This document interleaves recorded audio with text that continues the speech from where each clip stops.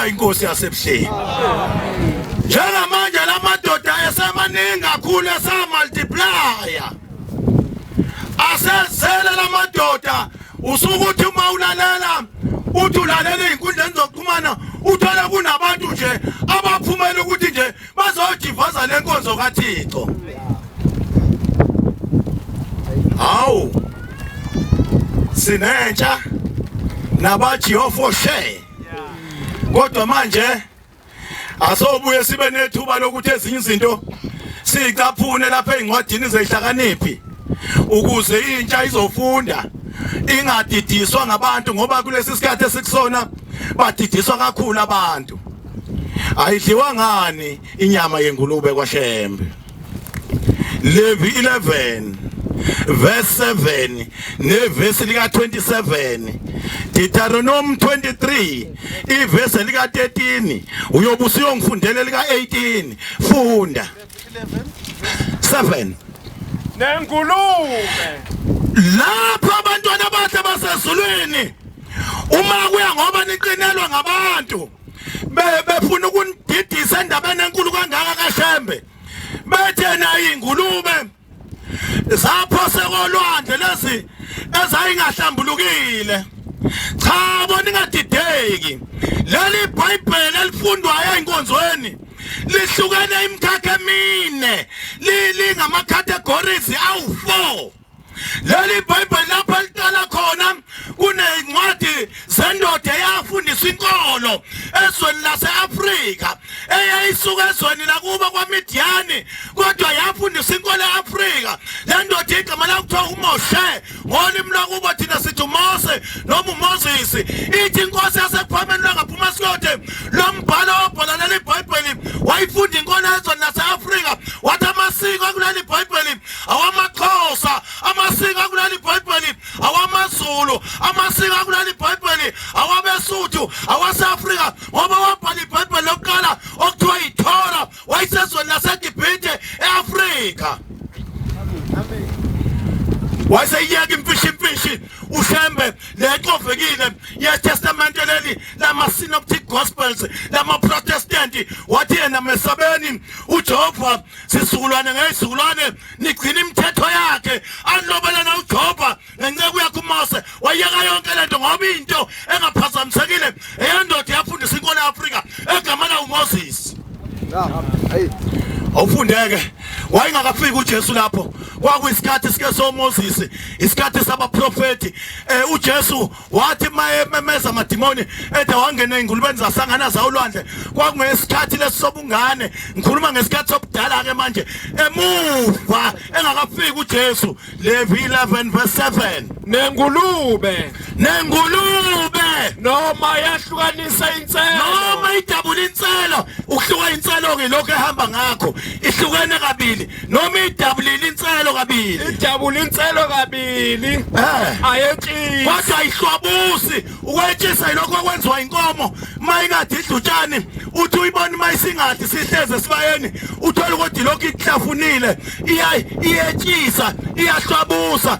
Ingulube ikwenzi lokho. Wathi uJehova uma isilwane setshisa sihlukanisa inselo kabili sihlambulukile leso silwane anosidla, kodwa wathi isilwane esihlukanisa inselo kodwa singetshisi ningasidli, noma setshisa singayihlukanisa inselo kabili ningasidli. Funda ingcolile kini. Hawu yini ungayichaza uyithi nje le nto uthi usamkuye uyibiza ngenye into ngoba kuthiwa nje ingcolile kini. Ningadli inyama yazo. Ukudla inyama yengulube kumuntu okholwa yithethabu akuvumelekile. Verse 27 khonapho phuthuma kuyashesha. Nazo zonke ezihamba ngezinzwani. Ngombe sibiya mina ngiwaphi isibongo? Ubiza ubaba ongizalayo mina ngithi ngwakwaDube ekhaya komama. Ngisuke esweni lasemthunzini. Amen. Ethempelini emndeni weZulu ngabe ulithole nawo. Akulithole igama elifana nalo nje li exclusive distinguished emndeni weZulu. 27 verse nazo zonke ezihamba ngezinzwani. Uyabona njengoba ikati lithe ihamba ngezwane njengoba inja imalasi ihamba ngezwane nazo zonke ihamba ngezwane eyinezidada ihamba ngezwane kuzo zonke izilwane ezihamba ziphatha izidumbu zazo hayi ngifuna ukuthi ehamba kanjani kuzo zonke izilwane ezihamba ngezinyawo ezine zinezwane zihamba ngenyawo ezine ngesilungu kuthiwa ama-quadruple zingama-quadruple zinezwane futhi zihamba ngenyawo ezine kuthiwa zinjani lezi zingcolile kimi njengoba inje ingafuywa ingoba i-quadruple ihamba ngenyawo ezine nangezwane ayifuywa ngoba semthethweni kaNkulunkulu ophatha izidumbu zazo ukuyithinta nje isidumbu sayo inja uyakuba ngongcolile usungcolile manje kwalokhuluma ukuthi ushembe wamemezewe awukahle uma wesiweni ungabe usakwazi ukumemeza abantu esansi ukuthi sosana amabhala ikhona into enjalo uyayizwa nje into emfishi yamanga njengamanje sihlukanisa i-fiction ne-non-fiction funda nothwala izidumbu zazo Deuteronomy 23 verse 18 qale verse 13 phuthuma siyasheshisa ngoba siyashumayela ngemsebenzi kaShembe singabe sabatshena abantu abasha ukuthi kulotshwephi lokho esikwenza kuleli bandla yini into ethize thina singayidli yini into ethize thina siyihle sifunde embhalweni ukuze ukwazi ukukhuluma nezihlakaniphi ngoba uNkulunkulu wakumisa ukuthi izihlakaniphi ngeke zimbone usanjalo uJesu uthi ngiyabonga baba ngoba lokhu ukufuhlile kwabahlakaniphileyo nabafundileyo wakuvezela ingane umuntu ofundile funda kuze kuduma ikhanda ezegcina ebizwa ngokuthi is a babbler ngoba sokuhlala njalo kusangeni itswami incwadi lapha ekhanda usehlulwa into esobala ayicabange ngeincwadi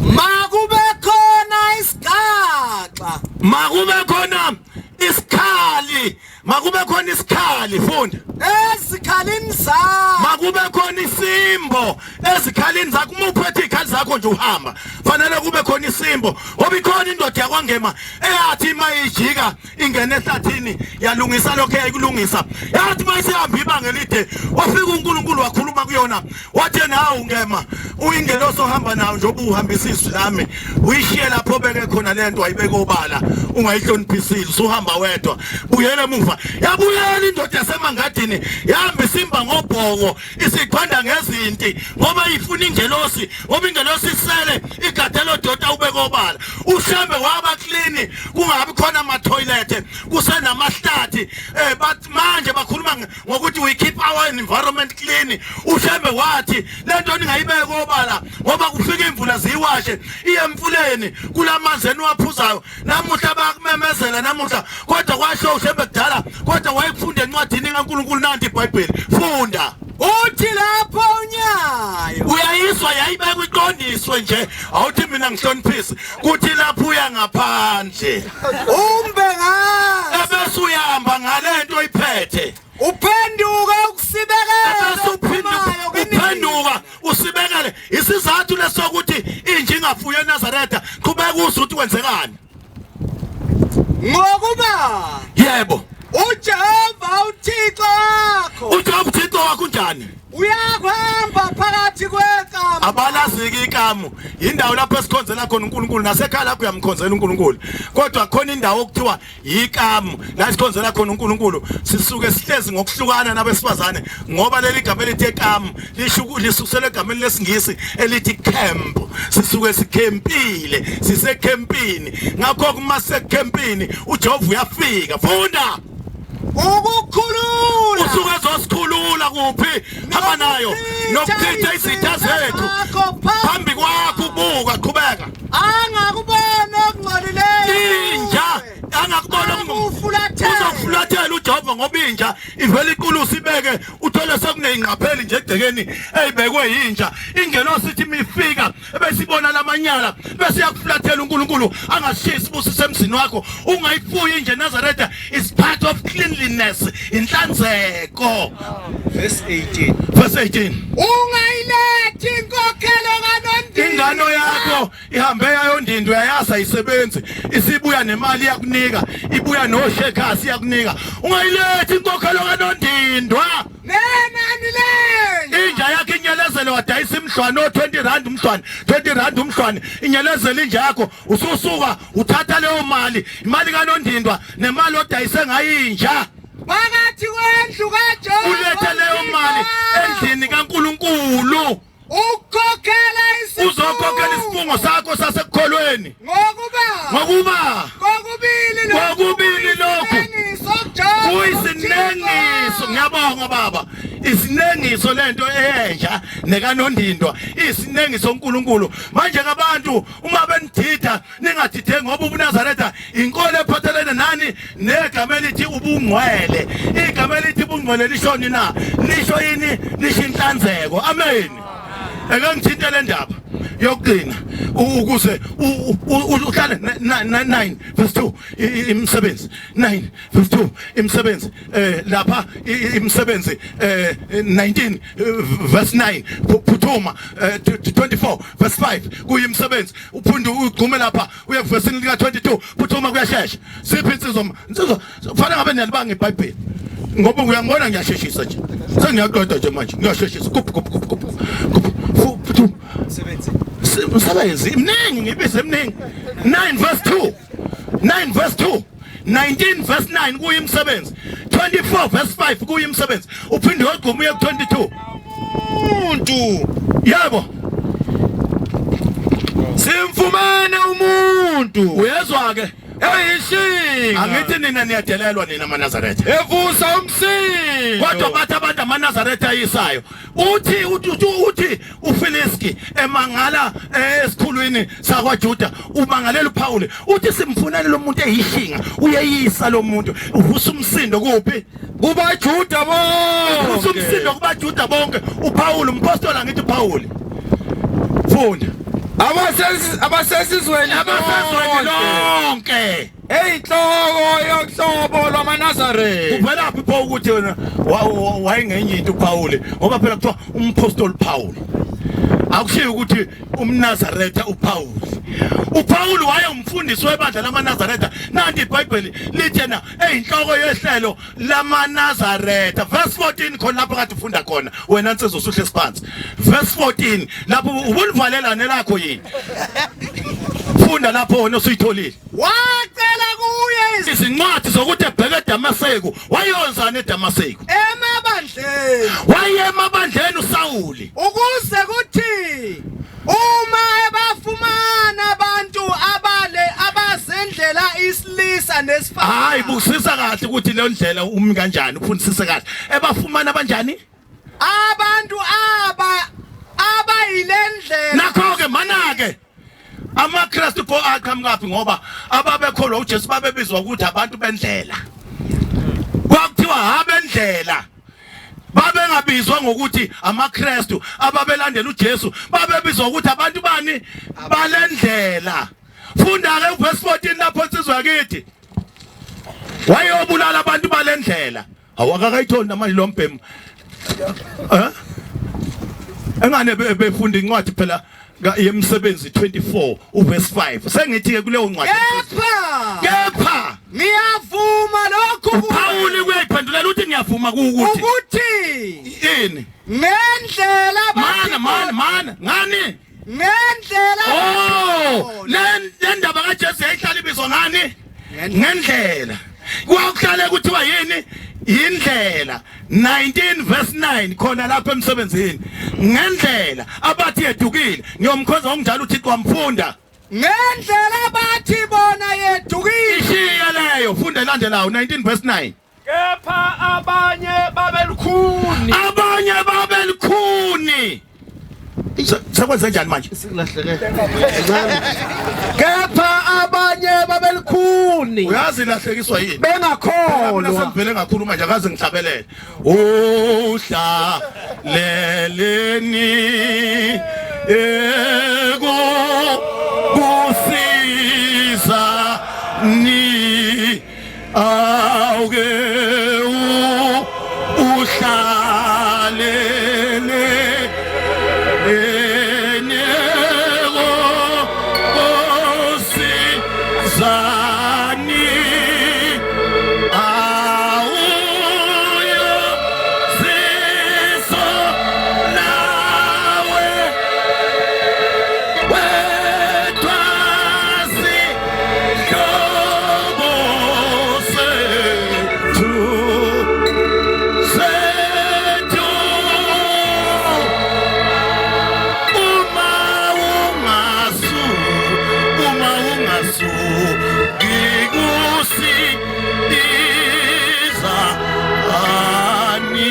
ngiyafunda ke sengiyahlala phansi manje. Kepha abanye babelukhuni. Abanye babelukhuni njengoba sikhuluma ngoShembe namanje bakhona abantu abelukhuni nangaleyo ndlela kaJesu babelukhuni abantu bengakholwa. Beshumayela kabi Ngani? ngayo ngalendlela phambi kwabantu. Mana beshumayela kabi ngani?